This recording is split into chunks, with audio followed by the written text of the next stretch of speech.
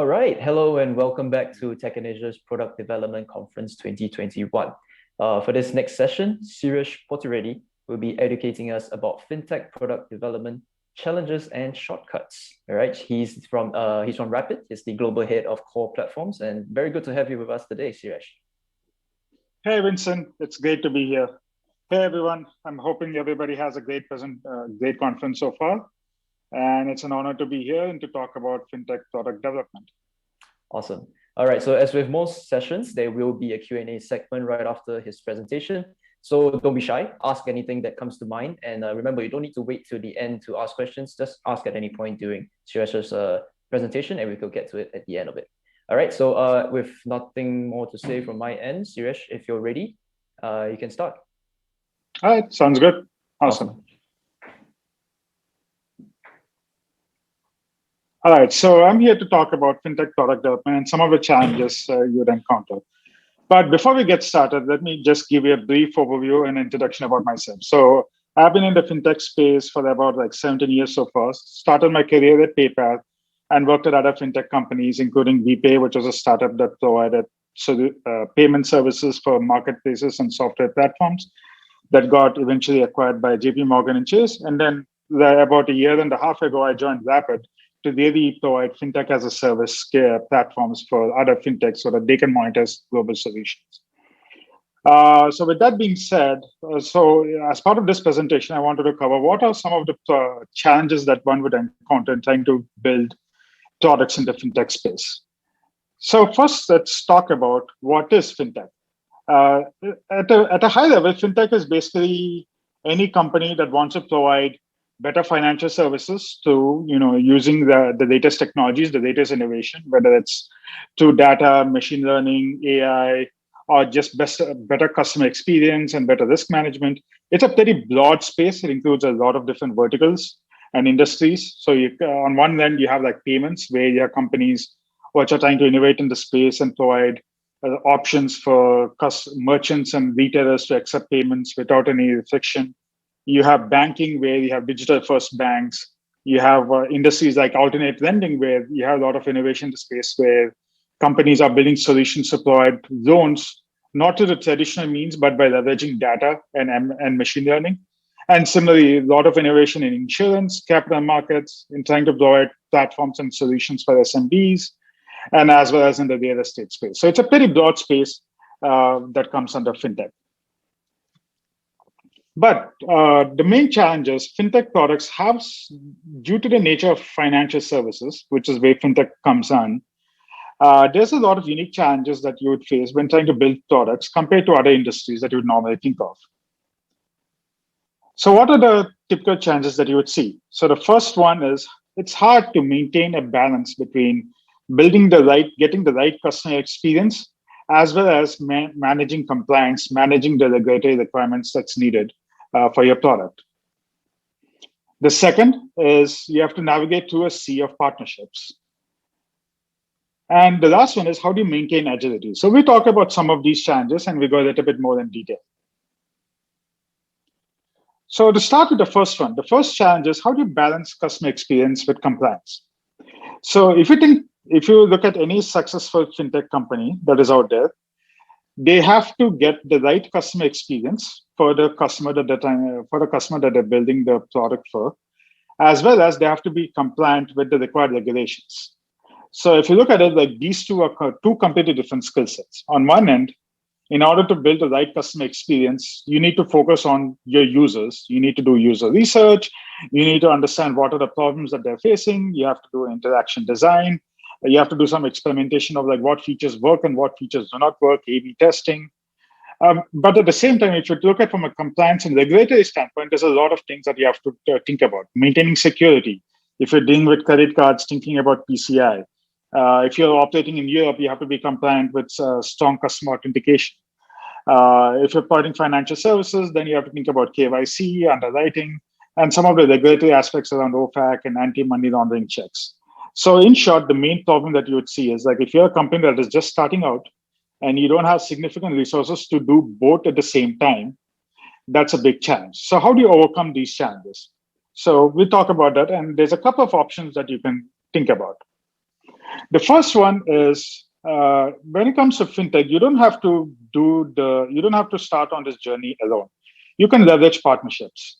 There are multiple providers out there who can provide you the necessary infrastructure where they can help you meet the regulations and the standards without you having to worry about the nitty-gritty details. Uh, Basically, a lot of these companies are like essentially provide fintech as a service capabilities. By leveraging these partners, you can enable your product and engineering teams to really focus on the customer experience. So let them do what they can do best. Right. The second approach, the second strategy is be really crisp on the segmentation. Focus on one customer segment at a time. Why do you need to do that? Well, I mean, there's an obvious benefit. Like if you focus on one customer segment at a time, you can really define what is the minimum viable product for your customers, define the scope of what is actually needed. But the main other important thing that comes out of it is also it becomes much more easier to maintain the necessary regulatory requirements. So, for example, if you're trying to, let's say, provide cross-border payment solutions to both individuals and businesses, well, the compliance requirements, the KYC requirements for collecting the data for an individual versus data for business are completely different. Different user interactions, different data elements that you need to collect. So if you focus on individuals first, then you can quickly launch a solution to the market, focus on individuals, and then eventually expand to supporting businesses. And the third strategy, which is obvious but still needs to be stated, is try to refrain from over engineering, at least during the initial stage, especially during the initial stage. Start simple and scale as your business grows. So this way you can optimize your resources and you're making sure that you're focusing on the right things to do at the right point in time. So now let's look at the case study. So this is an example. So let's say if you were trying to build a multi-currency wallet for global travelers, and one of the features that you want to add within your product is you want to enable international money transfers. So international money transfers requires a lot of compliance requirements. You have to do full KYC checks and AML checks. So that can be really daunting if you're not familiar with the space. Well, one of the solutions is you can work with a fintech as a service partner who can provide you the APIs on which you can build a white label experience. You can build your own experience on top of their APIs. So these APIs will enable you to support cross-border payments to any country in the world, to any currency in the world, as well as support the full, be compliant with the necessary KYC and AML checks that are required in order to make a cross-border payment. And then you can focus on building out the right experience that matters most for your customers. Moving to the second challenge, how do you navigate through a sea of partnerships? So one of the unique things about fintech is most fintech companies have to work with partners in order to plug in your product and solution into the existing financial ecosystem. If you're a fintech that's trying to provide remittance solutions, you have to worry about how does the funds eventually get into your beneficiary's bank account. If you're like a fintech that is trying to innovate in the insurance space, you have to understand how some of the insurance regulations work and how your product fits into that ecosystem. So at the end of the day, pretty much every fintech company has to work with partners, whether it's traditional financial institutions like the banks, or whether it's like the payment networks, like the credit card networks, Visa and MasterCard, or some of the local payment schemes in the various countries, or you're working with fintech as a service providers who can help you connect to all of these various entities. But at the end of the day, the biggest problem that you have is you often have no direct control on the last mile, but you're still responsible for providing a great end-to-end experience for your customers. So the issue is like if you select a partner where the quality and reliability is not predictable, then that becomes a bigger challenge for you. So what could go wrong when you're working with partners? Well, there's a number of things. First is your timelines for launching a solution could extend due to unexpected delays, especially when you're working with partners who are legacy systems. You might be facing bad customer experience due to issues that a partner is having in the last mile in the customer experience. You might have issues where your partners are unable to support you and your customers and your business. Or you might have issues in expanding to different global markets because your partner does not cover those markets. So what are some of the strategies and the approaches for how to work with partners? Well, the first one is be careful and diligent about selecting the right partner, right? The partner selection is step number one. Ensure that what you're looking for, what is needed for your business, and what your partner can support, and their capabilities and their track record match. You want to work with a partner who really knows you and your business model. You don't want to be working with a partner who is not even familiar with the space that you're trying to innovate in. Why? So that you can reduce any risk of unexpected surprise, whether it's due to miscommunication, issues lost in translation, etc. So you want to reduce the risk by focusing on selecting the right partner who has a good track record. Then the next strategy is do a proof of concept. Like once you've selected a partner, you probably want to test how the end-to-end customer experience is going to look like. Ideally, before starting any development work or contributing as less development resources as possible in order to test what the end-to-end eventual customer experience is going to be. This does two things. One is like you get to understand all your partner's capabilities and avoids any issues downstream. The second thing is, as you go through this process, your product and engineers will also get a better idea of what it takes to integrate with a partner. You'll be able to get more accurate estimates, and that will lead to better planning. And the third strategy is, often if your partner provides you multiple different ways to integrate with them, pick the simplest integration that's possible for you that also meets your MVP requirements. And then if you want, you can have a deeper integration and expand that integration over time. This helps you to avoid spending too much additional work upfront until you get more confidence in your partner and your confidence in your partner's capabilities. So let's look at an example in practice. So Spendmo is one of our clients at Rapyd. They're a startup based in Singapore that provides a platform for small businesses to which they can make invoice payments, they can automate their accounting, they can have better cost management. So when Spendmo first became a client of Rapyd, they were trying to figure out which integration option to choose. Rapyd provides multiple ways to integrate with our platform. So we provide APIs, we provided a hosted experience, and we also provide a no-text solution where a client can just log into a client portal and upload a file to process a batch of payments. So Spendmo first started with a no-text solution. They first started with on a daily basis, logging into a client portal and uploading a file, and Rapyd would pick up the file and process all those disbursements and also all those payments for their customers. As they eventually grew and scaled, and they got more confidence in the partnership with Rapyd, they then started transitioning and migrating to a direct API-based integration for a much more deeper integration into their system. Now let's move to the third challenge. The third challenge is, how do you maintain agility in fintech? There are many aspects of product development in fintech that really makes it difficult to remain agile. You might be integrating with different types of partners, and as you're integrating with partners, you might run into unexpected blocking issues or issues around infrastructure, security, encryption, etc., which often are unexpected and unforeseen.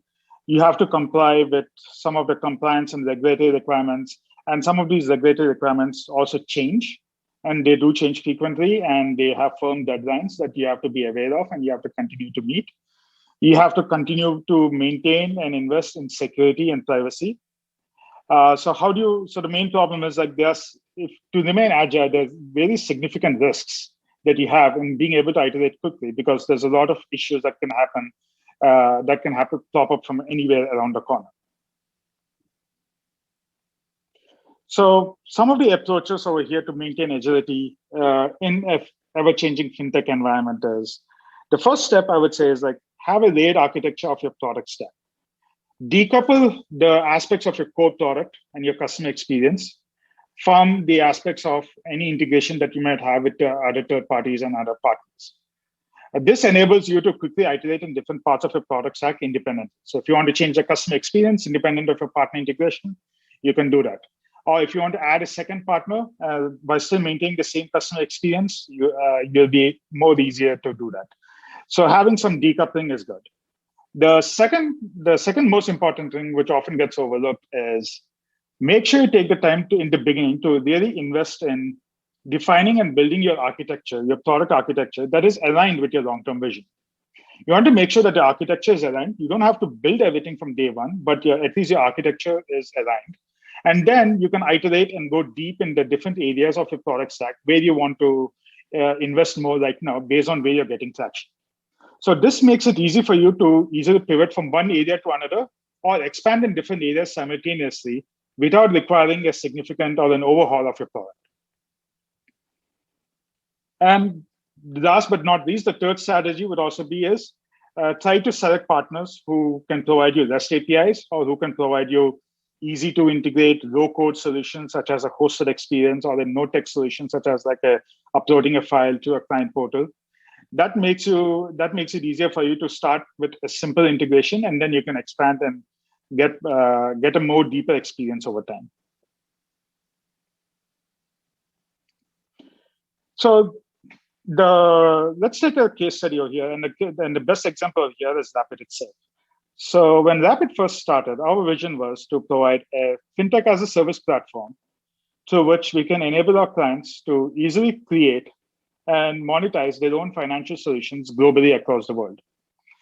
In order to do this, we divided our product layer into different layers. On the top, you have the experience layer. This is where we enable our clients to access our products and our platforms to multiple channels, whether it's a pre-built checkout solution, or it's a no-code option to our client portal, or it's a plugins into the various e-commerce systems out there. The next layer is the platform layer. This is where the core business logic lives. This is our core payments and payouts capabilities.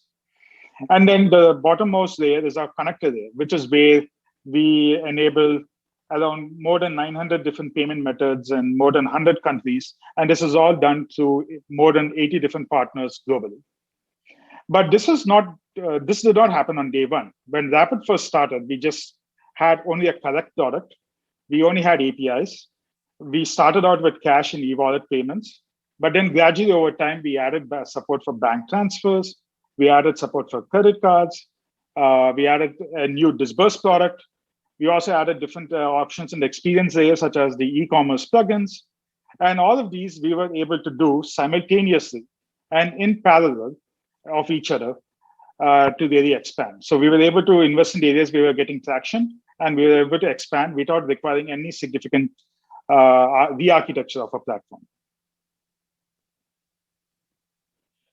So, and to summarize, if there's one key takeaway, if you would want to take from this presentation, I would say, when you're trying to build a fintech product, don't try to do it alone. Always try to leverage a partner.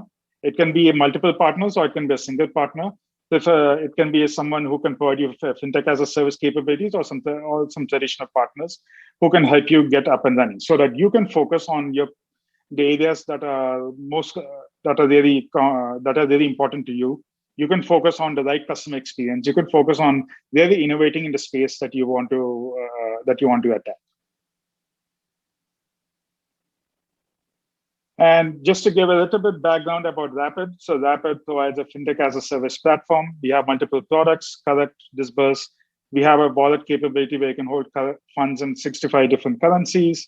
We can issue bank accounts and credit cards in multiple geographies.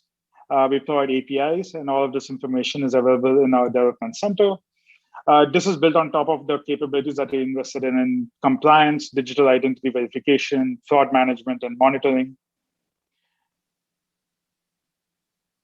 And a little bit about our global payment network. So Rapyd has, over the last couple of years, built out, in a sense, a network of networks to which we can provide capabilities to collect and disburse funds in more than 100 different countries to more than 900 local payment methods, being able to issue virtual bank accounts and cards in multiple different geographies, and having a wallet infrastructure which can hold funds in 65 different currencies. So this enables you to reach billions of consumers, and where Rapyd can provide the infrastructure needed to manage the regulatory requirements, while our clients can focus on really innovating in the space and really building through the customer-oriented and innovative solutions. And that concludes our presentation. I'm happy to answer any questions. And if you want to get a copy of the slides or if you have any other further questions, you can always reach out to me. You see my email address on the slide. You can also reach out to me on LinkedIn.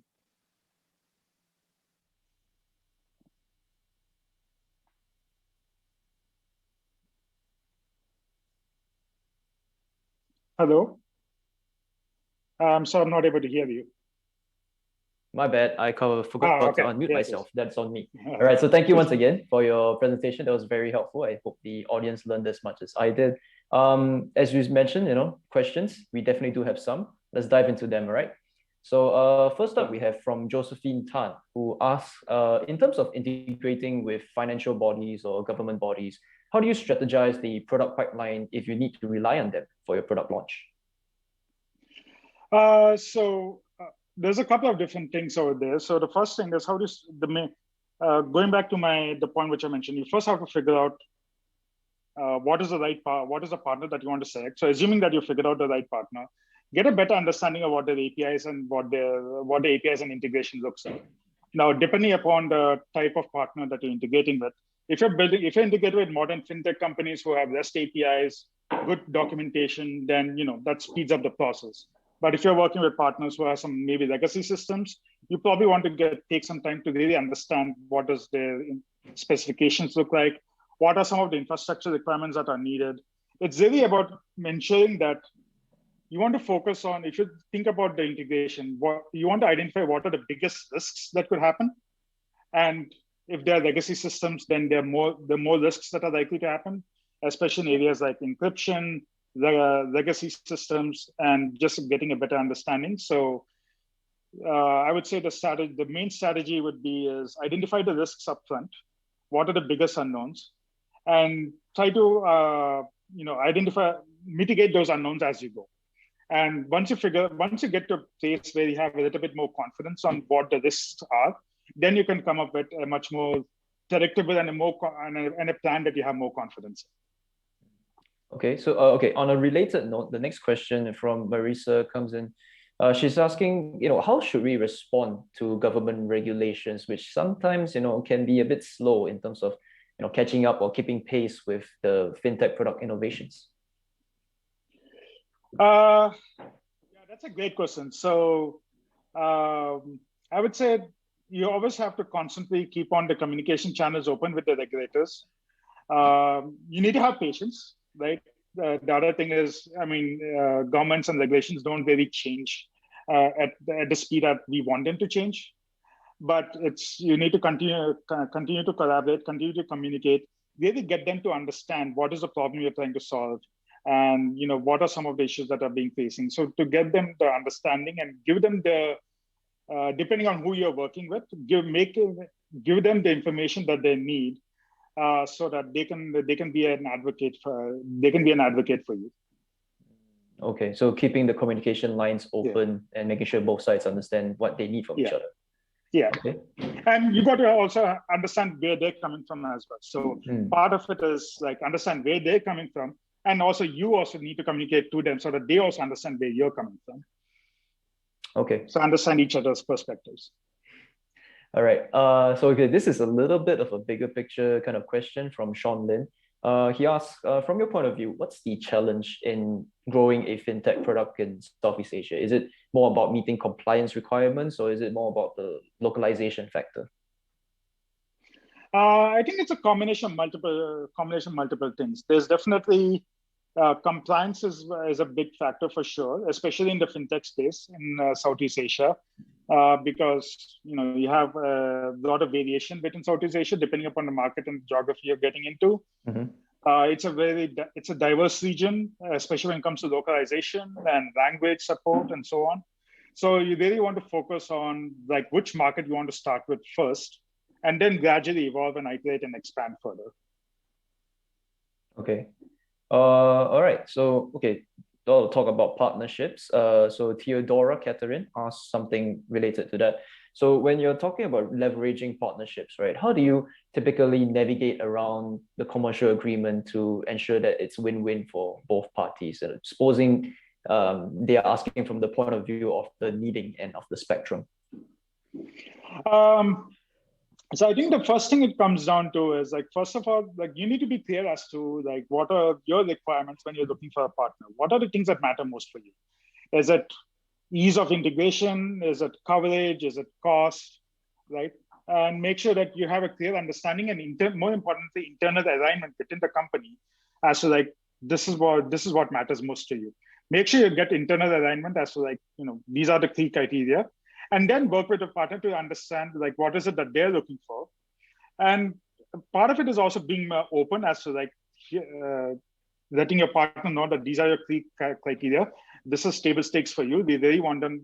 This is what you want to do, and making sure that your partner is able to support you. And you also have to understand from the partner's perspective, especially if you want a partner to do some support you in a customized fashion or actually do a new product launch or new product development on day then you also need to convince them as well as to like this is a good idea for them, not just for you, but for them, for their own business, because they could also attract 10 more other customers with the same enhancement. So you got to give both parties skin in the game. Okay, all right. Next question is from Adhika, this is more localized to Indonesia, specifically Indonesia. He asked, in Indonesia, we have to comply with security rules from the government. Some of them result in things that might not lead to very good experience for users. What tips do you have to balance that out vis-a-vis, product development? It's really understanding. So I would say the main things to balance is really understand what the requirements are, what the security requirements are. In some cases, maybe it requires talking to the regulators and just getting a better understanding and seeing if there's some different ways you can approach it to meet the spirit behind the security requirements, if not the letter of the law, but the spirit of the law. That's one approach.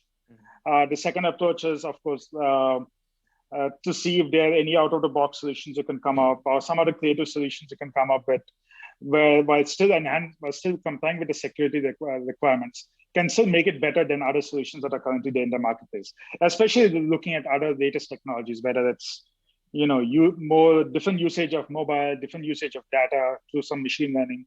If that opportunity to use technology in a different manner. Okay. All right, I think we have time for just one more question. We'll be taking one from Shayna Clarisanti. She asks, does Rapyd have a localized product strategy for each region? This is slightly related to what you mentioned earlier about localization.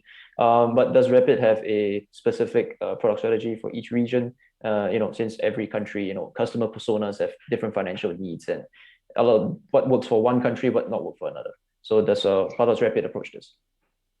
Yeah, so the way Rapyd approaches this is like we look at each region and we look at what are the local payment options that really matter most in each one of these countries.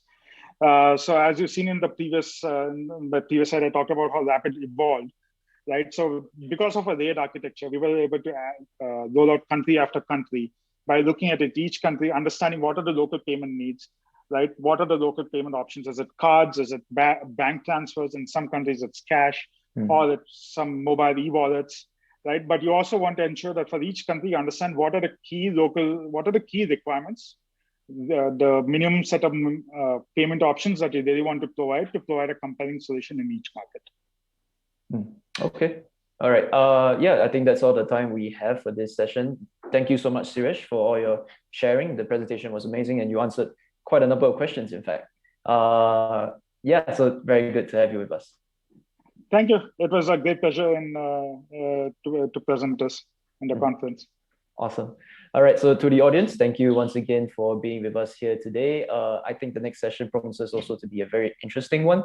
It will be a fireside chat, about what engineering mindset is required to build a winning product. That sounds really interesting already. It will be moderated by Donnie Prakoso, who is the senior developer advocate at Amazon Web Services, and he will be talking to Velchami Sangalingam, President of Product and Engineering at Zoom Video Communications Incorporated, which is a company I think many of us have gotten very familiar with over the past year. All right, so please stick around and I will see you again in a little bit.